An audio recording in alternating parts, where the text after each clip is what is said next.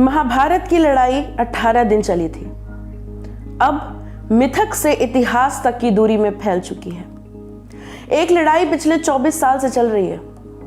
इसके बारे में शायद कोई किताब नहीं लिखी जाएगी, लेकिन इसका मतलब ये नहीं है कि इस लड़ाई के बारे में जानना जरूरी नहीं।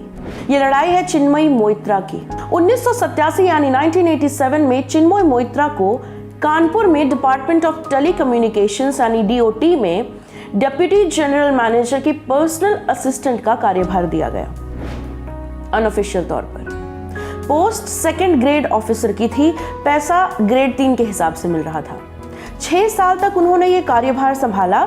उसके बाद 1993 में जब आधिकारिक प्रमोशन की बात आई तो उनसे 11 साल जूनियर रहे व्यक्ति को प्रमोट करके ग्रेड 2 में भेज दिया गया।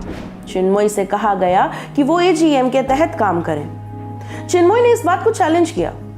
सेंट्रल एडमिनिस्ट्रेटिव ट्रिब्यूनल यानी सीएटी को अर्जी दाखिल की। ट्रिब्यूनल ने कहा कि उनकी प्रमोशन की अर्जी पर एक्शन लिया जाए, क्योंकि हायरार्की के हिसाब से उनका नाम पहले आता है प्रमोशन के लिए।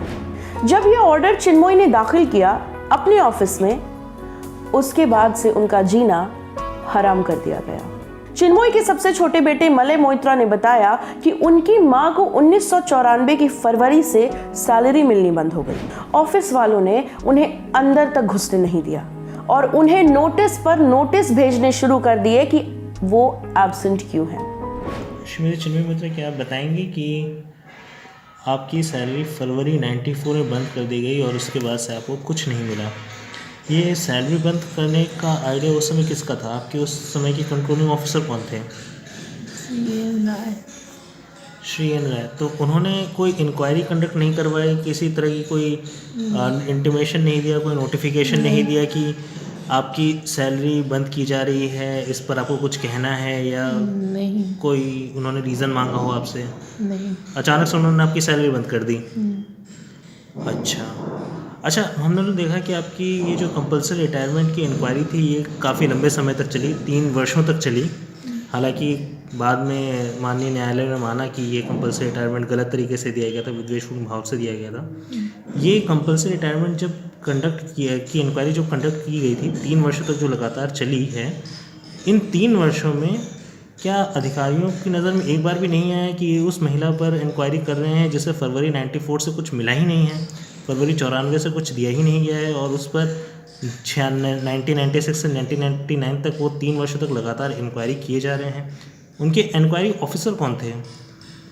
इंक्वायरी ऑफिसर तो आर.आई. प्रसाद थे। इंक्वायरी ऑफिसर पता करने की कोशिश की गई तो पता ये चला कि डीजीएम के ऑर्डर पर सैलरी रोकी गई है। ये बताया गया कि कोर्ट ऑर्डर आप लेकर आई, अब उसकी जजमेंट की वजह से आप ज्वाइन नहीं कर सकती हैं। घर में बीमार पति थे जो नौकरी नहीं कर सकते थे। 4 बच्चे थे जिनका खर्चा उठाने की जिम्मेदारी अकेले चिन्मयी पर थी। जुलाई 1994 में आशा जगी। लखनऊ ट्रांसफर होने का ऑर्डर आया। प्रमोशन मिलने की भी बात हुई, सेकंड ग्रेड का पद मिलता, लेकिन डिपार्टमेंट ने फिर से गच्चा दे दिया। कंट्रोलिंग ऑफिसर यानी जो उनके रिपोर्टिंग मैनेजर थे, डीजीएम थे, उन्होंने चिन्मयी को रिलीव नहीं किया उनकी ड्यूटी से। लखनऊ शिफ्ट होने के लायक पैसे भी नहीं थे चिन्मयी के पास, तो कन्वेंस के पैसे मांगने पर भी नहीं दिए गए। जनवरी 1995 में उनका ट्रांसफर प्रमोशन ऑर्डर कैंसिल हो गया। 1996 में चिन्मयी फिर से कोर्ट के दरवाजे गईं, तब उनके डिपार्टमेंट के लोगों ने कंपल्सरी रिटायरमेंट की प्रोसीडिंग शुरू कर दी।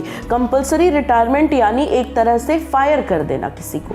1999 में जबरदस्ती उनको कंपल्सरी रिटायरमेंट दे दिया गया, यानी समय से पहले जबरन रिटायर होने पर मजबूर किया गया। चिन्मयी ने बच्चों को ट्यूशन दी।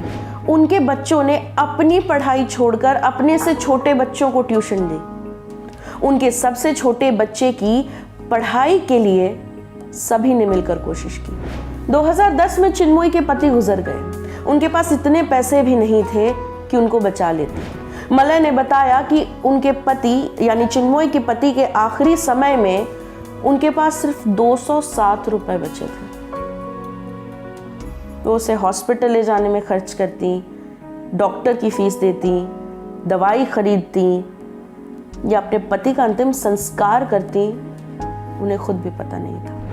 2002 में उन्होंने अपने कंपल्सरी रिटायरमेंट को चैलेंज किया। अभी भी चिन्मयी ने हार नहीं मानी थी। कैट इलाहाबाद ने उसे रिजेक्ट कर दिया क्योंकि तब डिपार्टमेंट ऑफ टेलीकम्युनिकेशन से बीएसएनएल नया बना था और अधिकार क्षेत्र का जो पंगा यानी जुरिस्डिक्शन होता है वो सॉल्व नहीं हुआ था। चिन्मयी फिर इलाहाबाद हाई कोर्ट गई। 11 साल लगाए कोर्ट में, 11 साल लगाए हाई कोर्ट ने, और ये डिसीजन फिर CAT यानी सेंट्रल एडमिनिस्ट्रेटिव ट्रिब्यूनल को दे दिया और कहा कि 6 महीने में डिसीजन दो। अभी तक चिन्मयी अपने बच्चों के साथ सर्विस क्वार्टर में रह रही थी क्योंकि ये पंगा चल रहा था। उस क्वार्टर का किराया BSNL ने चुकाने का नोटिस भेज दिया। किराया कितना था?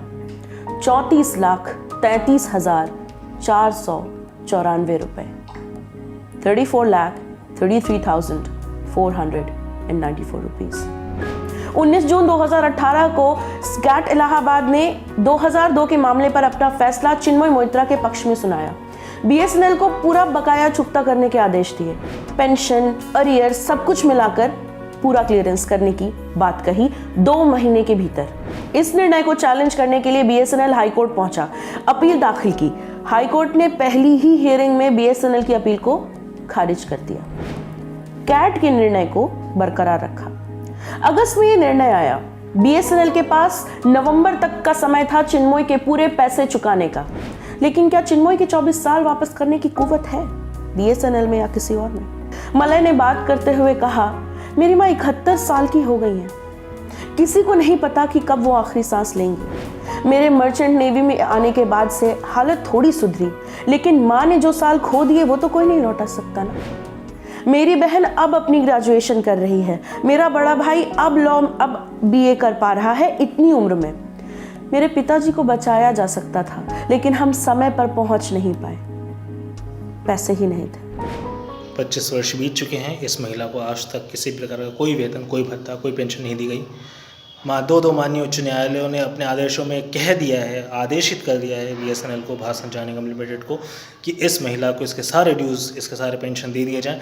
उसके बावजूद BSNL ने आज तक उनको उनके ड्यूज़ नहीं दिए।